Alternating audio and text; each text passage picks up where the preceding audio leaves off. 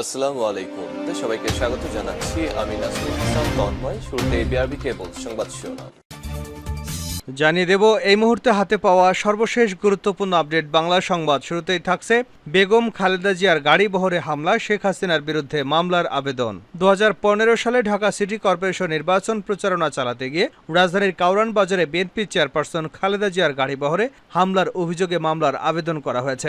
রবিবার ডিএমপির তেজগাঁও থানায় এ সংক্রান্ত একটি অভিযোগ দায়ের করা হয়েছে। এতে অভিযুক্ত করা হয়েছে সাবেক প্রধানমন্ত্রী ও আওয়ামী লীগ সভাপতি শেখ হাসিনা সহ মোট 113 জনকে। এবারে জানা গেল শেখ পরিবারের কে কোথায়। জুলাই কোটা সংস্কার আন্দোলনে উত্তপ্ত হয়ে ওঠে দেশ। শিক্ষার্থীরা সরকারি চাকুরিতে এই প্রথা বাতিলের দাবিতে রাস্তায় নেমে আসে।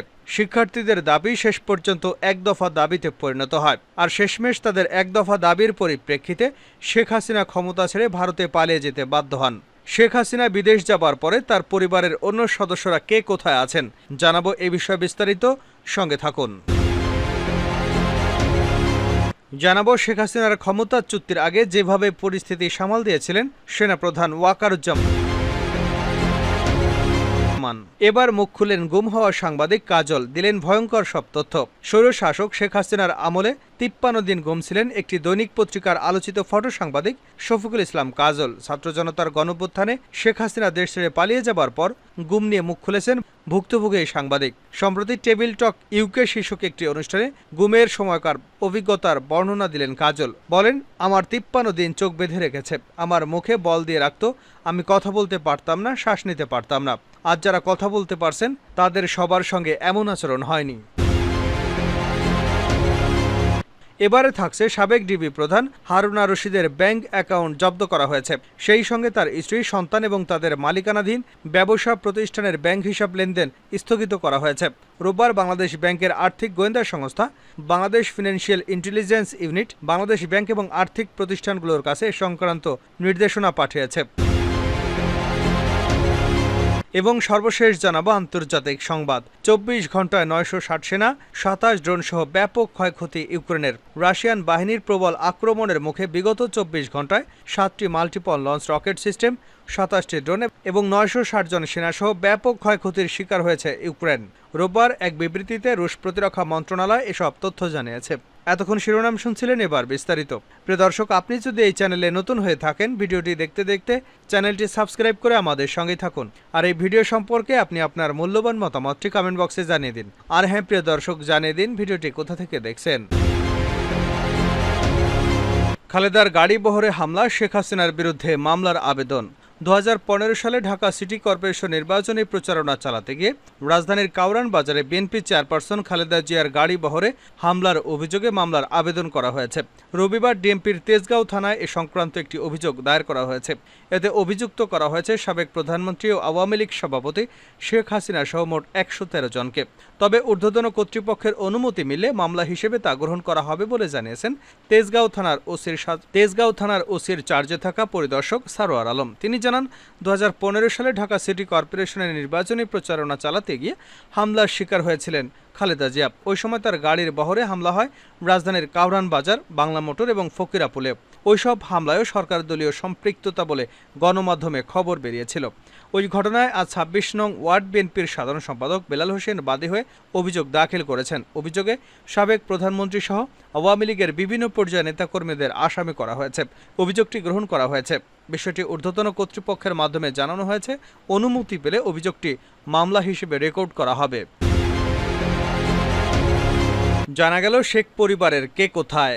জুলাই কোটা সংস্কার আন্দোলনে উত্তপ্ত হয়ে ওঠে দেশ। শিক্ষার্থীরা সরকারি চাকুরিতে এই প্রথা বাতিলের বিরুদ্ধে রাজপথে নেমে আসে, কিন্তু তৎকালীন আওয়ামী লীগ সরকার তাদের দাবি না মেনে বল প্রয়োগ করতে থাকে। এক পর্যায়ে আইনশৃঙ্খলা বাহিনীর সদস্যরা শিক্ষার্থীদের উপর গুলি করে। এতে শত শত মানুষের প্রাণহানি ঘটে। এরপর তৎকালীন সরকার তাদের সিদ্ধান্ত থেকে সরে আসলেও শিক্ষার্থীরা 9 দফা দাবি জানায়। এরপর সরকারের বল প্রয়োগ অব্যাহত থাকলে শিক্ষার্থীদের দাবি আস্তে আস্তে সরকার পতনের এক দফায় রূপান্তরিত হয়। অবশেষে গত 5 আগস্ট ছাত্র জনতার রোষানলে পদত্যাগ করে দেশ থেকে ভারতে পালিয়ে যান শেখ হাসিনা। এরপর দলের মন্ত্রী, এমপি এবং বিভিন্ন পর্যায়ের নেতারা কেউ কেউ দেশ ছেড়েছেন, আছেন আত্মগোপনে। এমন অবস্থায় আওয়ামী লীগের দলীয় মন্ত্রী, এমপি এবং শেখ পরিবারের সদস্যরা কে কোথায় আছেন এই জিজ্ঞাসাই অনেকের। জানা গেছে, রাজনীতির সঙ্গে সংশ্লিষ্ট শেখ পরিবারের বেশিরভাগ সদস্যই এখন আর দেশে নেই। 5ই অগাস্টের আগে এবং পরে তারা দেশ ছেড়ে চলে গেছেন। গত 5ই অগাস্ট সামরিক বিমানে দেশ ছাড়েন শেখ হাসিনা এবং তার ছোট বোন শেখ রেহানা। ওই দিন শেখ হাসিনা এবং শেখ রেহানা ছাড়া পরিবারের আর অন্য কোনো সদস্য দেশে ছিলেন না। শেখ হাসিনার ছেলে সজীব ওয়াজেদ জয় যুক্তরাষ্ট্রে অবস্থান করছেন। তার মেয়ে সাইমা ওয়াজেদ বিশ্ব স্বাস্থ্য সংস্থার আঞ্চলিক পরিচালক হিসেবে দিল্লিতে কর্মরত। সরকার পতনের সময় তিনি দিল্লিতেই ছিলেন। দিল্লিতে যাবার পর তার মা এবং খালার সঙ্গে সাইমার সাক্ষাৎ হয়। শেখ রেহানার মেয়ে টিউলিপ সিদ্দিক ব্রিটিশ মন্ত্রী, তিনি লন্ডনে বসবাস করেন। শেখ রেহানার ছেলে রেদওয়ান সিদ্দিকী সরকার পতনের সময় দেশে ছিলেন না। গত 3রা অগাস্ট ঢাকার হজরত শাহজালাল আন্তর্জাতিক বিমানবন্দর থেকে বিমান বাংলাদেশ এয়ারলাইন্সের একটি ফ্লাইটে দেশ ছাড়েন বঙ্গবন্ধু পরিবারের আরেক সদস্য, ঢাকা দক্ষিণ সিটি কর্পোরেশনের মেয়র ফজলে নূর তাপস। শেখ ফজলে নূর তাপসের বড় ভাই শেখ ফজলে শামস পরশ আওয়ামী যুবলীগের চেয়ারম্যান। তিনি দেশে আছেন নাকি বিদেশে এ নিয়ে সংগঠনের কারো কাছে কোনো তথ্য নেই। যুবলীগের একজন নেতা জানিয়েছেন, ফজলে শামস পরশ আন্দোলন চলাকালে কোনো এক সময় তিনি বিদেশে গেছেন। এদিকে আওয়ামী লীগের ব্রিগেডিয়ার সদস্য শেখ ফজলুল করিম সেলিম দেশ ছাড়তে পারেননি বলে জানা গেছে। বঙ্গবন্ধু পরিবারের সদস্য হিসেবে বরিশালের প্রভাবশালী নেতা আব্দুল হাসনাত আবদুল্লাহ ছোট ছেলেকে নিয়ে ভারতে চলে গেছেন।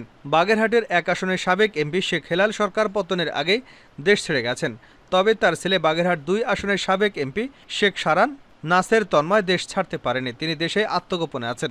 শেখ হেলালের ভাই খুলনা 2 আসনের সাবেক এমপি শেখ সালাউদ্দিন জুয়েলকে সরকার পতনের পর টুঙ্গিপাড়ায় আছেন বলে জানা গেছে। শেখ হাসিনার ক্ষমতাচ্যুতির আগে যেভাবে পরিস্থিতি সামাল দিয়েছিলেন সেনাপ্রধান, বাংলাদেশের শিক্ষার্থীদের নেতৃত্বে মাসব্যাপী বিক্ষোভের সূত্র ধরে পরিস্থিতি যখন আরও খারাপের দিকে যাচ্ছিল, এমন সময় দেশজুড়ে সেনা মোতায়েন করে সরকার। এর মধ্যে 2 আগস্ট সেনাপ্রধান জেনারেল ওয়াকারুজ্জামানকে কঠিন পরিস্থিতির মুখোমুখি হতে হয়। ওই দিন এক বৈঠকে তরুণ সেনা কর্মকর্তারা দেশের পরিস্থিতি নিয়ে ক্ষোভ প্রকাশ করেন। বৈঠক সম্পর্কে অবগত একটি সূত্র থেকে এ তথ্য পেয়েছে ভারতের সাপ্তাহিক সংবাদ সাময়িকী দ্য উইক। বাংলাদেশের চলমান পরিস্থিতি নিয়ে কর্মকর্তাদের সঙ্গে মত বিনিময়ের জন্য সেনাপ্রধান বৈঠকটি ডেকেছিলেন। সূত্রটি জানায়, সেনা কর্মকর্তাদের ক্ষোভ প্রমোশনে সেনাপ্রধান এবং এ বিষয়টি তুলে ধরেন। যদি অগণতান্ত্রিক উপায়ে ক্ষমতা হস্তান্তর হয়, তাহলে বাংলাদেশ কেনিয়া বা আফ্রিকার অন্যান্য দেশের মতো হয়ে যেতে পারে। কর্মকর্তাদের সংযত থাকার পরামর্শ দিয়ে সেনাপ্রধান বলেন, আমাদের দেশে 1970 সালের পর এমন গণবিক্ষোভ আর কখনো হয়নি, তাই এটি একটি ব্যতিক্রম ঘটনা, আমাদের সবাইকে ধৈর্য ধরতে হবে। তরুণ সেনা কর্মকর্তাদের ক্ষোভ প্রকাশের মধ্য দিয়েই বৈঠকটি শেষ হয়। এর 3 দিন পর 5ই অগাস্ট শেখ হাসিনা একটি সামরিক হেলিকপ্টারে চড়তে বাধ্য হন। সেটা তাকে ভারতীয় সীমান্ত পেরিয়ে আগরতলায় নিয়ে যায়। সেখানে বাংলাদেশ সেনাবাহিনীর একটি C-130 পরিবহন উড়োজাহাজ অপেক্ষমান ছিল। সেটা তাকে দিল্লির উপকণ্ঠে হিন্দন বিমান ঘাঁটিতে নিয়ে যায়। জেনারেল ওয়াকারুজ্জামানের অবস্থা ছিলেন অস্বস্তিকর, কারণ শেখ হাসিনা নিয়োগ দিয়েছিলেন তাকে। তাছাড়া বৈবাহিক সূত্রে তিনি শেখ হাসিনার আত্মীয়।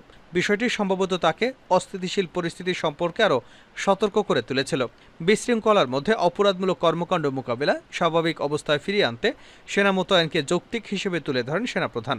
বাংলাদেশ সেনাবাহিনীকে ভালোভাবে দায়িত্ব পালন করেছে। তারা 1719টি গুলি ছুড়েছে, 14,000 ফাঁকা গুলি ছুড়েছে এবং দেশের বিভিন্ন স্থানে সহিংস জনতার মুখোমুখি হয়ে 31টি উত্তপ্ত পরিস্থিতি সামাল দিয়েছে। মত বিনিময়ে সেনাপ্রধানদের পদক্ষেপের বৈধতা নিয়ে তদন্তের আহ্বান আসে। তরুণ মেজর মোহাম্মদ আলী হায়দার ভূঁইয়া সেনা মোতায়েনকালে সেনাবাহিনীর যে ভূমিকা রেখেছে তার বৈধতা নিয়ে প্রশ্ন তোলেন। নিজের বক্তব্যের পক্ষে যুক্তি দিয়ে তিনি পবিত্র কোরআন থেকে উদ্ধৃত করেন, তিনি দমন পীড়নের বিরুদ্ধে আল্লাহর করুণা ভিক্ষা করেন এবং এতে যুক্ত না হওয়ার কথা বলেন। একজন কনিষ্ঠ কর্মকর্তার এই আচরণের পরিপ্রেক্ষিতে জেনারেল ওয়াকারুজ্জামান শুধু বলেন আমিন। নারী কর্মকর্তা মেজর হাজিরা জাহান এ ঘটনায় শিশুদের প্রাণহানি এবং এর ন্যায় বিচার হওয়ার উপর গুরুত্ব দেন। তিনি উদ্বুদ্ধ পরিস্থিতিতে সেনাবাহিনীর উপর জনগণের অসন্তোষ বাড়তে থাকা নিয়ে উদ্বেগ প্রকাশ করেন। সেনাপ্রধান তার সঙ্গে একমত পোষণ করেন। বাংলাদেশ মিলিটারি একাডেমির এক কর্মকর্তা র্যাপিড অ্যাকশন ব্যাটালিয়ন ও বর্ডার গার্ড বাংলাদেশের কয়েক কর্মকর্তার অগ্রহণযোগ্য কর্মকাণ্ডের কথা তুলে ধরেন। জবাবে জেনারেল ওয়াকারুজ্জামান বলেন, পরিস্থিতি ঠিক হলে এগুলো দেখা হবে। সেনাবাহিনীর উপর জনগণের সমর্থন কমে যাওয়ার কথা তুলে ধরে সেনা সদস্যদের ব্যারাকে ফিরিয়ে নেওয়ার পরামর্শ দেন 5 এয়ার ডিফেন্স রেজিমেন্টের commanding officer lieutenant colonel Mahbub. চট্টগ্রামের আরেক কর্মকর্তা আহত শিক্ষার্থীদের সহায়তার মাধ্যমে সেনাবাহিনীর ভাবমূর্তি ফিরিয়ে আনতে কাজ করবার পরামর্শ দেন। সবশেষে জেনারেল ওয়াকারুজ্জামান যে সামাজিক চাপের মুখোমুখি হচ্ছেন তা তুলে ধরে এবং নিজের হতাশা প্রকাশে আইয়ুব বাচ্চুর একটি গানের কথা তুলে ধরেন। শেষ করছে আন্তর্জাতিক সংবাদ দিয়ে। 24 ঘন্টায় 960 সেনা এবং 27 ড্রোন সহ ব্যাপক ক্ষয়ক্ষতি ইউক্রেনের। রাশিয়ান বাহিনীর প্রবল আক্রমণের মুখে বিগত 24 ঘন্টায় 7টি মাল্টিপল লঞ্চ রকেট সিস্টেম, 27টি ড্রোন, 960 জন সেনাসহ ব্যাপক ক্ষয়ক্ষতির শিকার হয়েছে ইউক্রেন। রোববার এক বিবৃতিতে রুশ প্রতিরক্ষা মন্ত্রণালয় এসব তথ্য জানিয়েছে। মন্ত্রণালয়টি জানিয়েছে, রুশ বিমান প্রতিরক্ষা ইউনিট বিগত 24 ঘন্টার মধ্যে ইউক্রেনের মার্কিন নির্মিত 7টি হাইমার্স মাল্টিপল রকেট, ফ্রান্সে উৎপাদিত একটি বিশাল ধ্বংসযজ্ঞ সৃষ্টিকারী বোমা এবং 11টি বিশেষ সামরিক ড্রোন সহ 27টি ড্রোন ভূপাতিত করেছে।